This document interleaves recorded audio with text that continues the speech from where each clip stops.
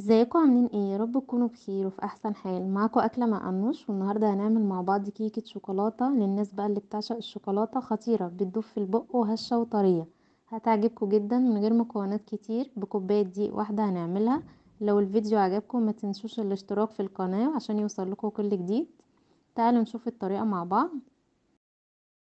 اول حاجه كده جبت الخلاط، هنزل بكوبايه من اللبن، عليها كوباية من السكر. لو حابين السكر يبقى ازيد شوية، لو انتوا بتحبوا حاجة مسكرة قوي ممكن تحطوا كوباية وربع. عليها كوباية من الزيت، نص كوباية من الكاكاو، عليها 2 باكت من الفانيليا.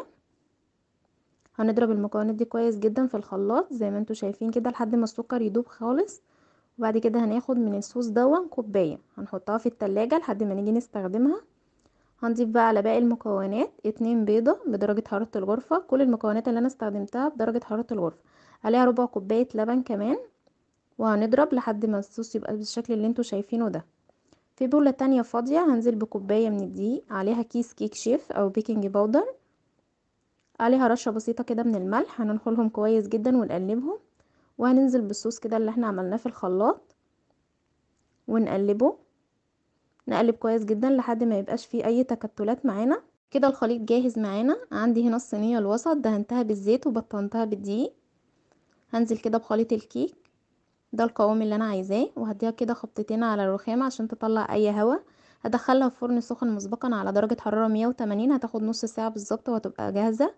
هنسيبها لحد ما تبرد، وبعد كده هنخرمها بخلة الشيش طاووق وهنسقيها بربع كوباية من اللبن الدافي. دي بتخليها طرية جدا، ومن الناس اللي بتخاف من الخطوة دي ما تخافوش، مش هتعجن معاكم ولا اي حاجة. جربوها بالطريقة دي وهتعجبكم جدا. هنجيب بقى الكوباية من الصوص اللي احنا خدناه، وهنبتدي ان احنا نفردها كده على الوش ونسويها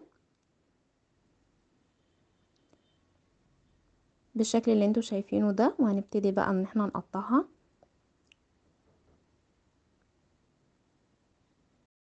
شايفين بقى ده شكلها في النهاية. ممكن بقى نحط على الوش كده شوكولاتة شيبس او شوكولاتة مبشورة، ومن غير اي حاجة برضو هتمشي. هي اصلا مش محتاجة حاجة. غرقانة كده في الصوص بتاعها. كانت تحفة بصراحة، ومرتفعة وهشة وطرية وجميلة. لو الفيديو عجبكم ما تنسوش الاشتراك واللايك. اشوفكم في فيديو جديد، مع الف سلامة.